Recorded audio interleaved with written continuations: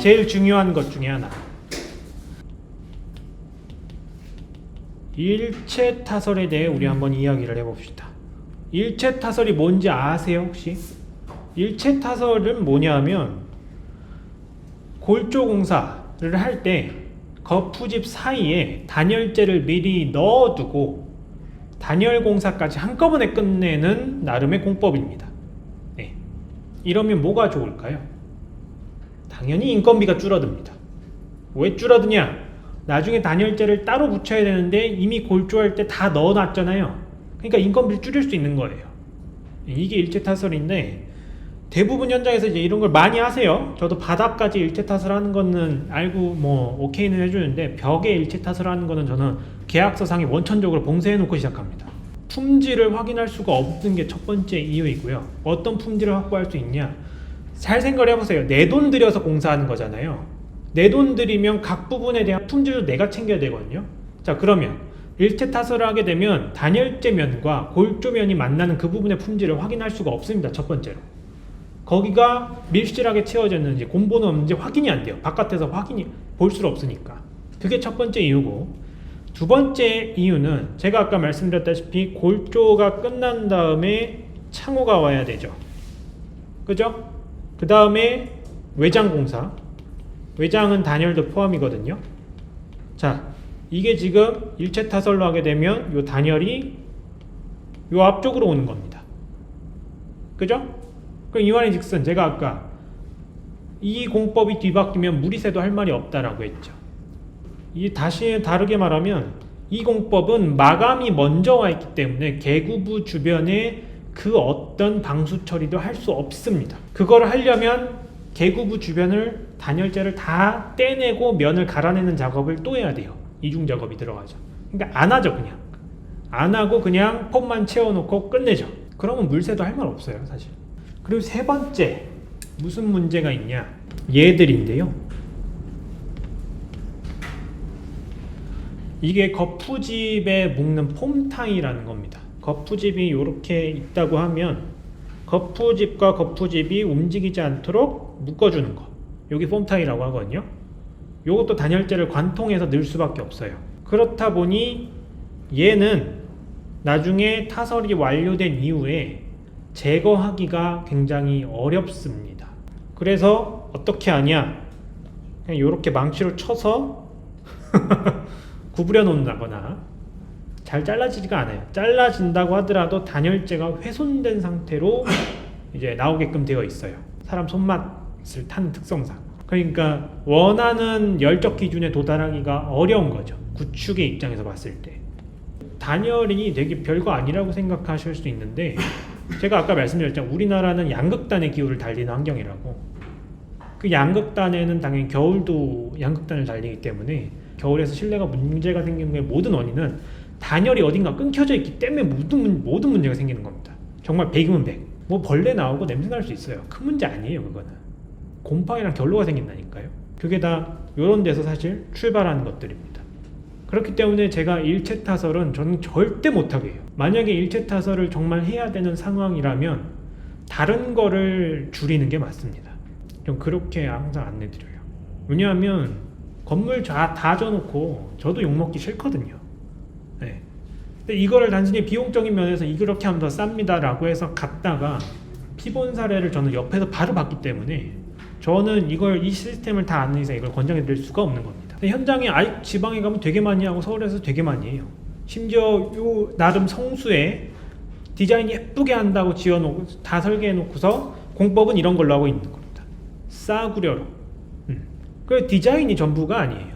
디자인이 항상 이거는 건축을 보실 때는 구조, 그 다음에 방수, 단열, 디자인 이렇게 가야지. 근데 대부분 건축주분들이 거꾸로 가거든요. 항상 구조는 어려우니까 모르고, 난 단열은 잘 하겠거니 방수, 물 안 새는 거 이거 좀 민감하다. 근데 이게 아니에요. 여러분들 제가 항상 말씀드렸다시피 수분양자가 아닙니다. 더 건축주가 되기로 한 이상 건축을 하셔야지 수분양자처럼 행동하시면 안 돼요.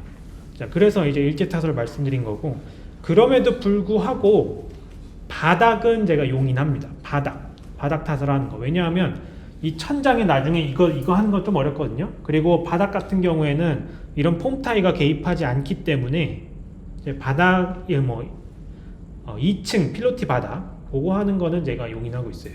그래서 그 정도만 용인하고 그리고 이제 마지막 이유, 그럼에도 불구하고 이제 바닥 탓을 할 때 조심하셔야 되는 거는 요런 게 이제 다 나온다는 거죠.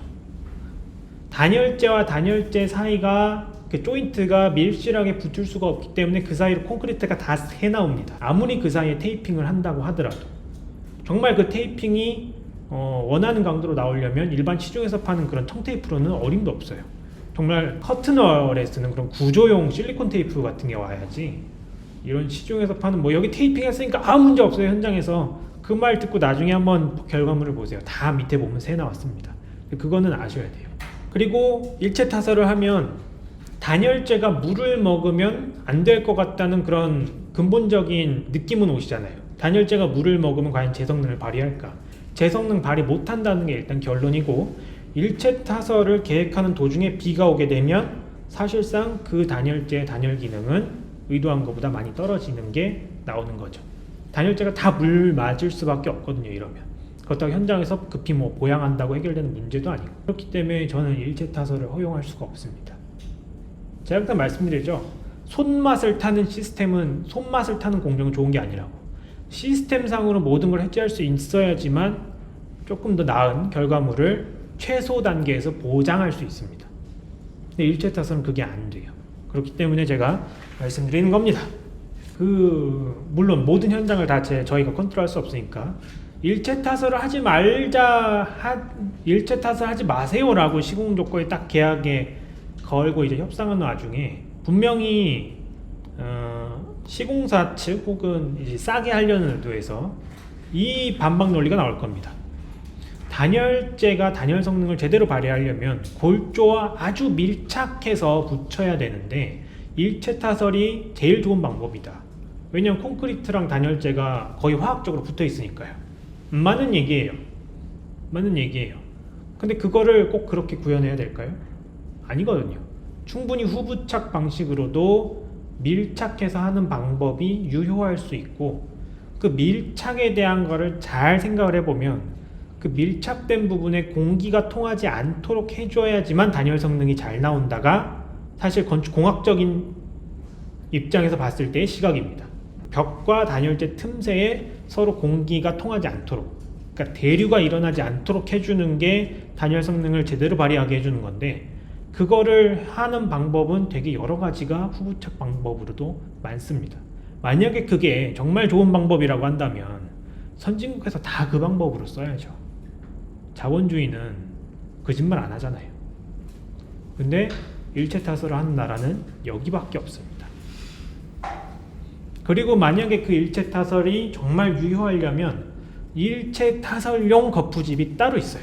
근데 그거는 사실 단독주택 시장에서 좀 많이 쓰이는 방법이고, 이제 여러분들이 사실 공동주택 다가구 다세대 근생 몇 층 이상 올라가는 거에서 사실 잘 쓰이지 않기 때문에 제가 따로 말씀드리는 않겠습니다. 근데 그 방법으로 하지 않는 이상은 이거는 구조적으로 해결할 수가 없는 방법입니다.